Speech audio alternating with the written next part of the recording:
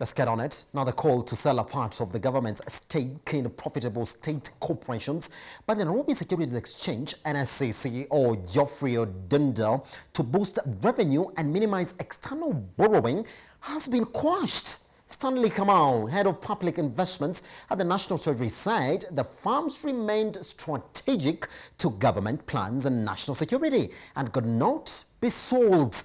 He told the Finance and Planning Committee of the National Assembly that companies like Safaricom and KPLC stand as a strategic and security tool for the government and could no risk to take a minority stake in them. He told the legislators that the state considers more than just money when making decisions on its shareholding in parastatals, adding that what was of more concern to them was the controller. Mr. Dundo said the government could raise 792.6 billion from the sale of stakes in listed firms such as KCB, Kenjana, and Kenya Re.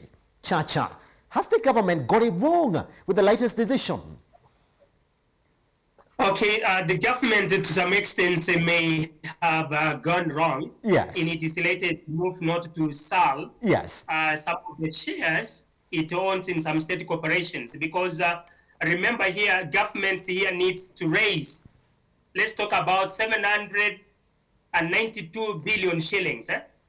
This advice by the NSE to offload some of the shares will generate more revenue, more income, that will help to fill the budget deficit by not selling.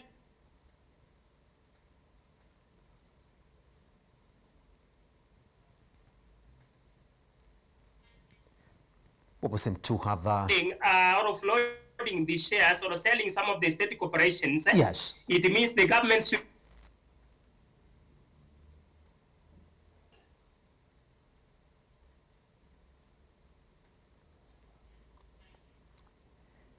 Yeah, we seem to Reginald, can you? Yes. Yes, Chacha, can you get me? Okay, I can continue. Yes, continue, please. I was saying that remember the case of 1990s, we had what was famously known as structural adjustment programs. We used to call them SAPs. That the SAPs came with the World Bank and the IMF stringent conditions in terms of loaning to the Moi government. Then the structural adjustment programs were aimed at privatizing some of the state corporations, and in fact, a huge percentage was actually sold to even investors. Now, this is also one of the push from the IMF. Remember, recently, we received 255 billion shillings from IMF. One of the conditions was to increase tax. And another one was also the government to offload it is taking some of the state corporations. Partly, by offloading here, we are saying maybe some of these mismanaged state corporations like, we say, Kenya Re, we have KQ, and many others, perhaps, will get a new lease of life in terms of bringing on board prudent management practices. So offloading the shares here is also good to some extent, and also bad if the government now loses control and even foreign investors own, let's say, over 60%, 70% of our local companies. Like now what we have talked of Safaricom. Safaricom here, if the government offloads 35% of the stake, then what does that mean? Maybe foreign investors will come and buy. They will control over 70% of that. And that means we lose control. We lose autonomy. And in fact, we lose our identity. So it is good that the government to look for other prudent strategies, yes. And if they offload, not everything. Yes. Thank you. Reginald, same question. I mean, NSC looked at it and said, well, we have a way for the government. They don't have to sell everything. If they sell a part of the stake that they have in these performing state agencies, they're going to raise 792 billion. That's a lot of money for them to cut back on their budget deficit. But then it looks as if they've taken that proposal down the drain. And I want to ask you another question as well. It is 2021, Reginald. Does the government need to be completely in the business of business? Thanks, Simba. I'll be honest. The NSC has failed to get listings. They are looking for an easier way of getting listings by getting the government to whatever. So I think that advice from the NSC has nothing to do with the growth of the economy, budget deficit. It's just an institution that has failed in its job of getting private companies to list, of getting PE funds from getting out of their investments in Kenya through the NSC. It is a stock exchange that has 5 stocks, and you want the government to just to release more Safaricom shares and release more KCB shares. How does that help the economy in any way? Number one, I doubt the calculation of 792 billion shillings, because what price have you factored in? You have decided that there's going to be appetite for it. There might be no appetite for it. Look at the NSC right now. Yes. So there might not be appetite for. I think some of these advices that go through, people need to sit down and really consider what they're actually saying to the government and all. The problem with the government deficit, yes, you do this one-off sale. Yes, you get the 792 billion. Yes, you have it there. You have covered the deficit for this year. What are they going to sell next year? Yeah. So we need long-term, not just stop-gap plans. And privatization. Look at Kenya Power. Look at Kenya Airways, and all these other companies. They are private companies. They are listed. And all but they are still performing very poorly. The government still had to come back to Kenya Power, come back to KQ with taxpayer money to bail a private enterprise, so to speak. But when they were already listed, Kenya Airways, Kenya Airways, Safaricom, and the all did not cost the taxpayer any money because they were running from their own profits. So we cannot say that if they sell, then they reduce the expenditure on these organizations. So I don't think that advice is anything to help with that. We know the problem with our budget deficit. It is not going to be solved by selling companies, and that one we need to be very honest with. It is an expenditure problem which we need to rationalize. It is a debt problem which we need to rationalize, because most of 50%, 60% of our expenditure right now is debt servicing. How do we stop borrowing? Yeah, because if you then remove the debt, the debt payment, you realize our expenditure to the 1.5 trillion collected by KRA is actually sufficient.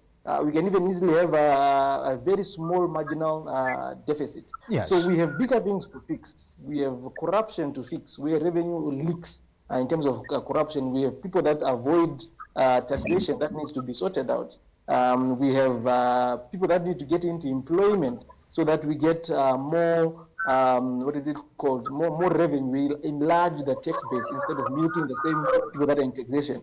Government selling their stake in Safaricom is not going to create employment. Government selling their stake in KCB is not going to create employment. And Kenya is an employment problem that it needs to sort out. So for me, that is hogwash in terms of an advice, either whether it's coming from IMF or it's coming from NSC.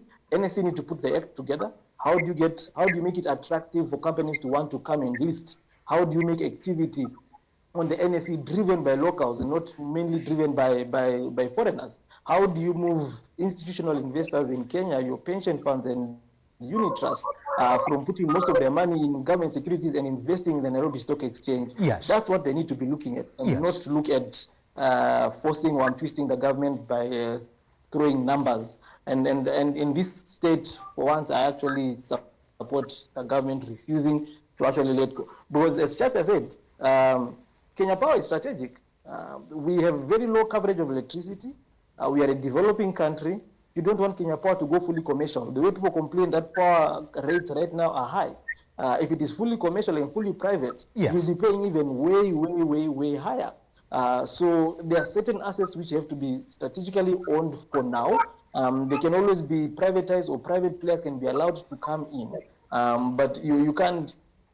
Telling government to move away from Safaricom is telling them to do away with 25 billion of dividends every year. How is that going to be covered? How is that income gap going to be covered if they divest from KCB and they divest from Safaricom? Yes. So for me, it's a no-brainer for the government. They should just refuse.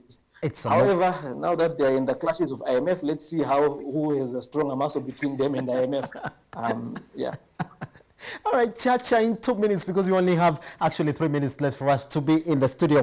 What will be then the best option out for the government in reducing its deficit? Because Chacha, even this morning, even as we speak about the better option for the government, we have private investors now who have pushed the domestic debt in the government up to 41%.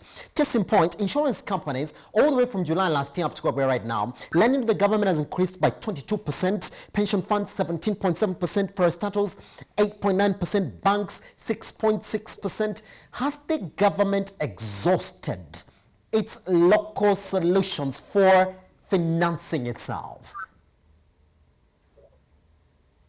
Yeah, not yet. Still, the government has not exhausted. Yes. This local process of generating revenue. Yes. So in this case, my advice would be that the government here partly can consider offloading or selling its stake in some of the state corporations, particularly those that are poorly run, because we have seen the government has not been able to turn them around, like you find in the case of KQ, among others. But you'll find some like KCB, some like Safaricom that are performing very well, even at the Nairobi Securities Exchange. That one, I think the government can retain the stake. In fact, what comes into question is the role of government, is the role of the government in the management, in the operations of these state corporations. Yes. Is the government interfering in their management? Is the government allowing maybe some underhand activities, corruption, and unfair practice to continue that are leading to the collapse of some of these? A government is able to manage some of them. If it's not able, well, I can advise part of them be sold, but we have to be careful, as also my brothers put it. We should not sell everything. We would not have autonomy as a country, and therefore the government should look for other sources of revenue creation. Talk about the agricultural sector. We have had over the years, the tea industry has been one of the foreign exchange earners. We have the tourism sector.